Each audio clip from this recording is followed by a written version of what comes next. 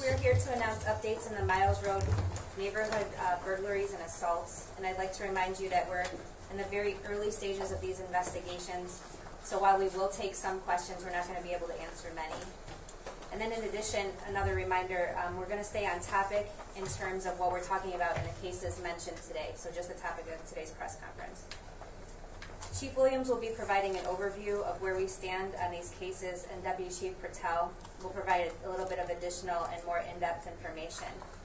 I'd also like to welcome and acknowledge the outside law enforcement agencies who are so important in these sensitive investigations.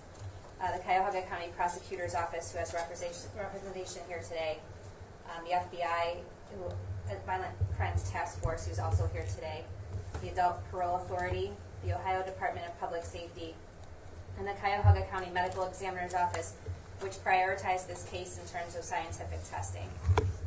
Canopy Child Advocacy, the 3rd and 4th District Bureaus, and of course our Sex Crimes and Child Abuse Unit, and most importantly, members of our community who worked so well with law enforcement in order to provide tips that led us to an arrest in this case. Chief Williams. Thanks, Sergeant Schatz. As Sergeant Schatz stated, the reason we're here is to announce an arrest in a couple cases. The male is charged with a burglary case and also in the sexual assault cases that happened in the Miles neighborhood in the 4th District. That male is Dominic Booker. He was taken into custody on Wednesday by our Raven Task Force as a result of information gained from our 4th District detectives, our sex crimes detectives.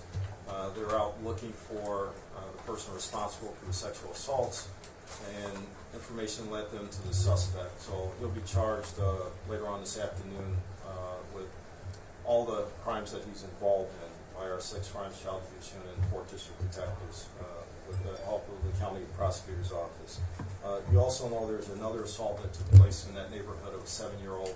We're still investigating that, and of course the investigation of the male that's going to be charged is still ongoing. So we're not going to get too deep into some of the evidence and things that led us to him in this briefing. I just want to thank the public for the information that was sent in to our officers, our task force officers, Division of Police, and our partners to lead us in the direction of the suspect. It was invaluable. I just want to let people know that things that you send us when we ask for help from the public, we do follow up on it. And in a lot of instances, it does result in arrest of people that are responsible for those crimes. So I want to thank the public for that. I also want to encourage the public to keep calling Crime Stoppers with tips on any violent crime that happens in Cuyahoga County and the city of Cleveland. They can call that number 212-252-CRIME, 216-252-7463, and remain anonymous and leave that Crime Stoppers tip.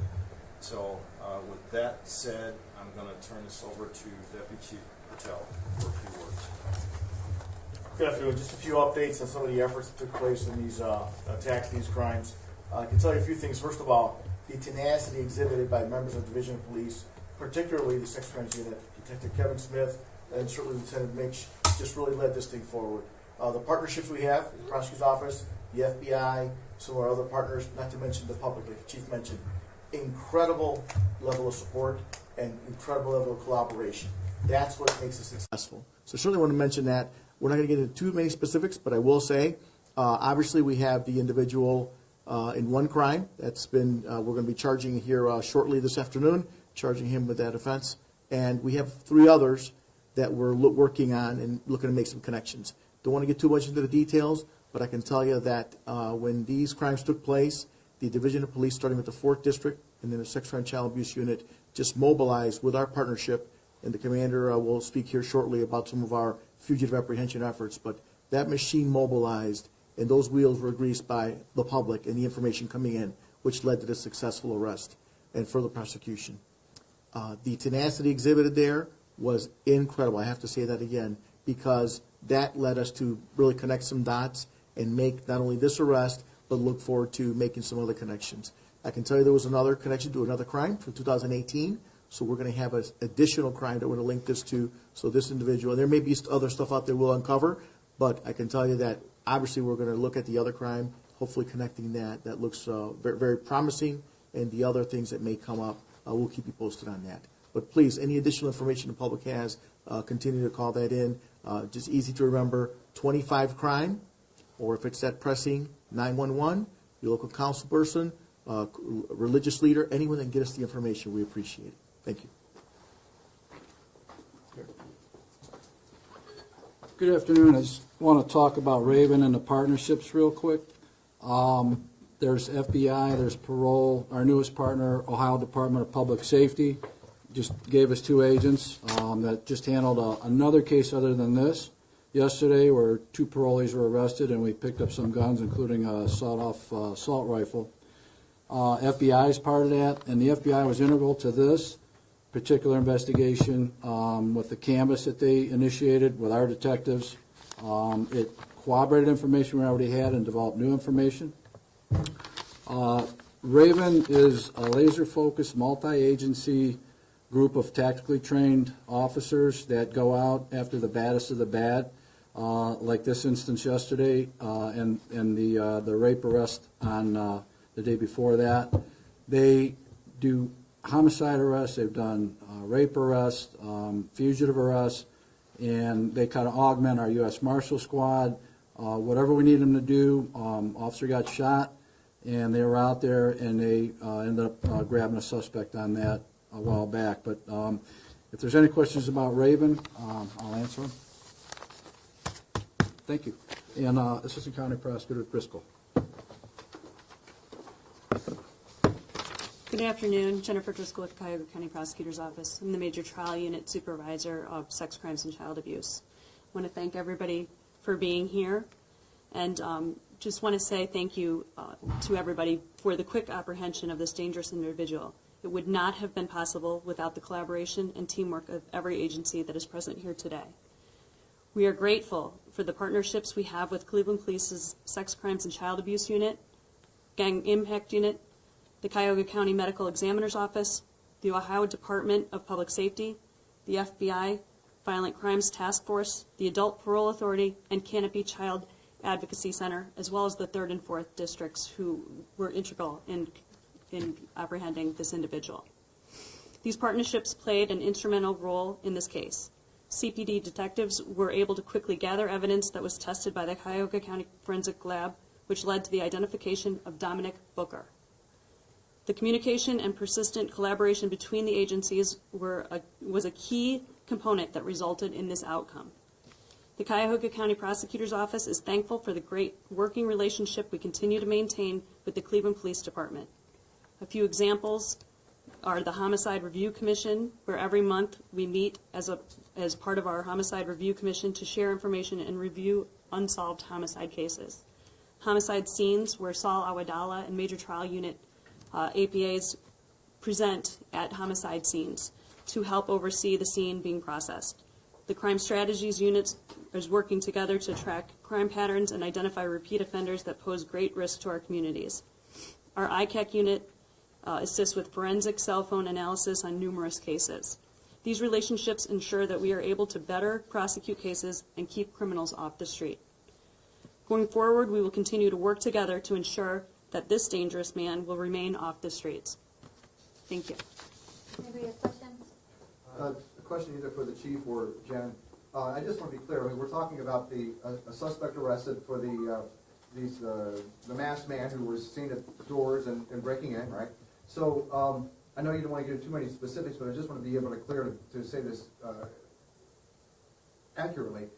Is he a suspect in both sex assaults or all 4 of those incidents, or how should we classify that? Well, right now he's going to be charged in the one. Which one? The 31-year-old female. Okay. So after he's charged in that, the investigation is ongoing. There's still forensic evidence to be taken care of by the medical examiner's office, and there's still a lot of legwork by our detectives to be done. So I'm sure there'll be other things coming. Right, but that obviously then he's a suspect in those other cases, even though he may not be charged with those today. Well, I can't say he's a suspect, but we are looking at him, yes. Anything else? The chief had mentioned that there were 3 others. Is that cases or 3 other people? No, there's 3 other cases, and as Mr. Gallick is alluding to, those are all involve similar situations, similar descriptions, and similar area. So we can't say he's the target on these. However, we can say that he's a person of interest. we're looking at the investigation continues. The 2018 case, what was that? That was a CODIS hit also in the 4th District, and those details will be forthcoming, but that was a 2018 CODIS hit in the 4th District. Is that the case on Morton? Not exactly sure, and we can clarify that for you a little later. Yes, sir. I just had one other question. I don't want to keep, in case other people have some questions. Yes, sir. You know, you guys arrested him, I think it was the 18th. In light of the community concern out there, you arrested him on the 18th. Why wait until today to announce that? The investigation continued. When we arrested him, we didn't stop investigating. We continued investigating. We also had other resources in place, taking other measures, so it's not like the community was unprotected. But it takes time to put the case together, get the search, we execute some search warrants. All that takes time, sir. He was also arrested on a parole violation, so until we had forensic evidence come back to charge him, we didn't want to tell people to stop looking for him in case it wasn't a suspect, so we need people to always stay vigilant. Are you actively looking then for any other suspects in regards to these series of break-ins? The investigation will continue with the other cases, obviously. We have one that we know looks very good. However, it's going to continue in the others, although we have someone in custody. And at this point, is he being charged with burglary and sex assault? He will be this afternoon, yes. Did Mr. Booker live in this area? Yes. What is a sawed-off assault rifle? It's a short version, the sawed-off's the wrong word, but it's a short version of an assault rifle. It's actually like a pistol. This one carried a .556 round, which is like a .223 round, like an AR-15 has. Very, very similar, but it's a lot shorter, easier to conceal, very dangerous. I just wanted to make sure that 2018 CODIS hit, that was on a sexual assault. Yes. And the evidence you guys, the medical examiner tested, can you say if that was DNA or if it was handprints or whatever? The DNA. And that was light spewed by the medical. Yes. That was incredible collaboration there and support. Just to pick up on what Adam said, and so the 2018 case was a sex assault case? Yes, yes, Okay. it was. Anything else? Jennifer, that would probably go through you guys' office then for, like they wouldn't charge him in Munich court, it would probably. That's correct. And just to clarify, there are no other suspects at this time? Oh, we didn't say that. You didn't say that. There's no other identified suspects, it's still all open. Okay, thanks. All right, thank you. Harry, you were talking about what, did he have that